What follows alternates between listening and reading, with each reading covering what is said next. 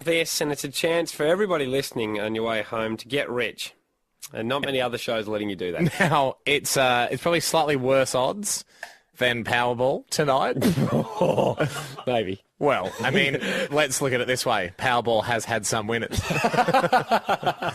However, I have great faith as one of Australia's most brilliant minds joins us. Horgs, are you there? Yes, in fine form. And the trademark whistle. The trademark whistle gets people reaching for their checkbooks. Horgs. In the past, what do you think, besides WeatherBet, you keep going back to that where people could gamble on the weather, that was a website, what do you think your best invention's been so far? Probably the Horgiana.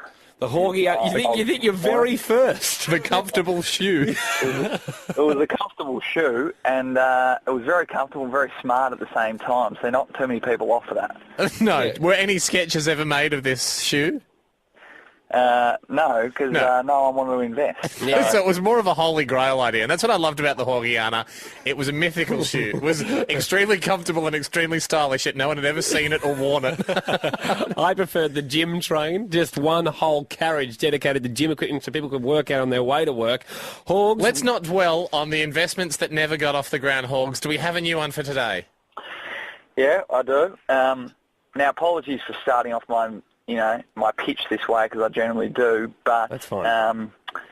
Cheese graters have done well over the years. Horgs, I believe the last pitch we had was breakfast has done well over the years. But cheese graters, graters have done well over the years. Very well over the years, and but the problem with cheese graters, is that when you waste a lot of cheese for starters, and if you don't want to waste cheese, you're cutting your fingers. I see what you mean. So when you're getting towards the end, it's very difficult to finish it off. If you go for that little extra bit, you cut your fingers. Exactly. You just start slicing your fingers off. Yeah. Yeah. So and then you end up ruining the whole cheese because it's full of blood anyway. That is for a very vigorous grate at the end. But yes, it is possible you would grate your fingers to pieces. So it's got me thinking. Today's invention is the fingerator. What's the fingerator? Fingerator. What happens here, we put little graters on the end of your fingers. Yeah. And then you just massage the cheese, and we're grating. Hang on. Hang on. We're away. Just describe to me. So, is it like thimbles that you put on the end of your hands, and at the end of the thimble is a grater?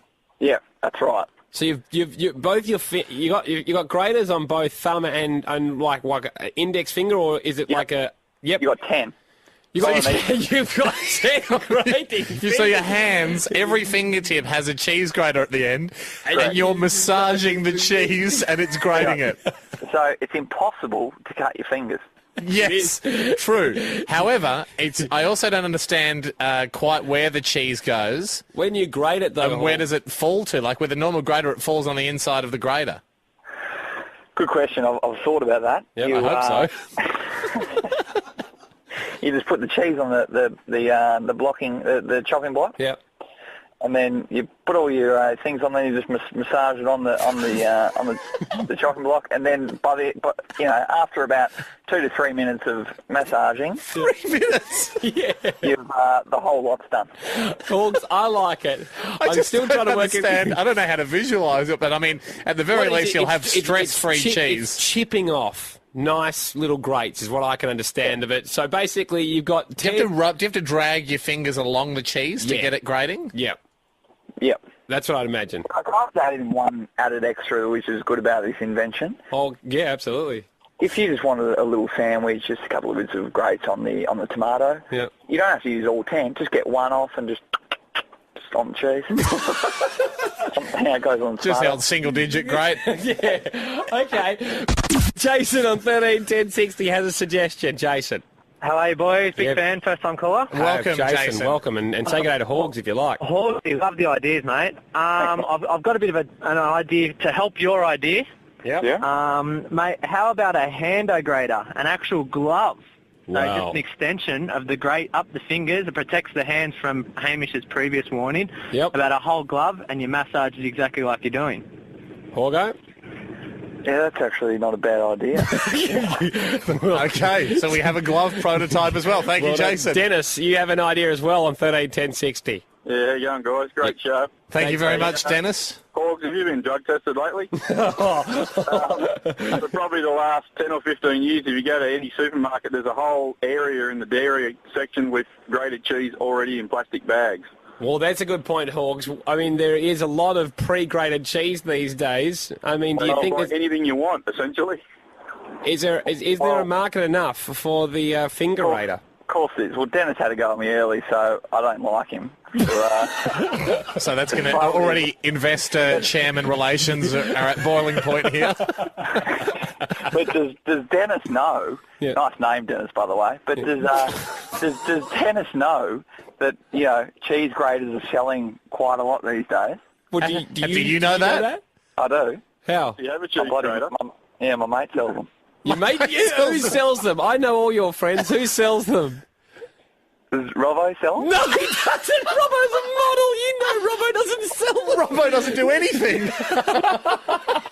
My mate sells them. Unlucky argument you picked there, Horgs. Helen actually has a design fault. That's weird. Helen, what do you think could be wrong with the tiny series of graters that you put at the end of your fingertips? Well, look, boys, you need to ask a woman about all of this, and I really value all of the contributions from the other boys. First of all, I'm just wondering, when you put a thimble on the end of your finger, the cheese is going to go inside the grater like it does in a normal grater. So then you've got cheese squash between fingertip and grater. True, but the way I was envisioning it, Helen, is you put the thimbles on and then they have like kind of a half semicircle of metal protruding from that. So when you grate... When you drag your fingers along. Drag your finger across, obviously the cheese kind of cuts along and then comes out in strips and just falls on the... Right. The well, there could be an opening for that. There could be a gap sort of at the bottom of the fingertip. Yep. And you maybe need to have the thimble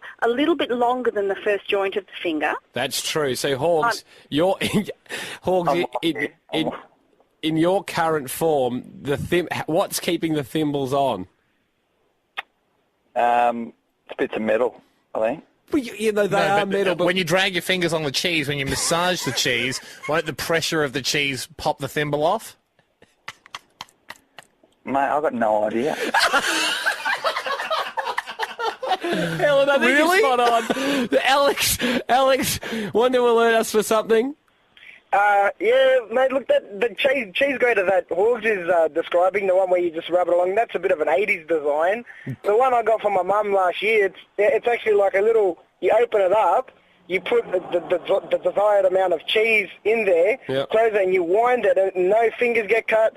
There's no contact with the cheese, so the hygiene's all good. And there's no cheese left over at the end that's ungratable. There's no cheese left over, and like even if there's a little bit, I mean, there's a little offcut. It's good to eat afterwards. And Alex, would you say this is more efficient than putting 10 thimbles on each of your fingers? Well, yeah. By the time you put 10 thimbles on, your spaghetti's going to go cold or something anyway.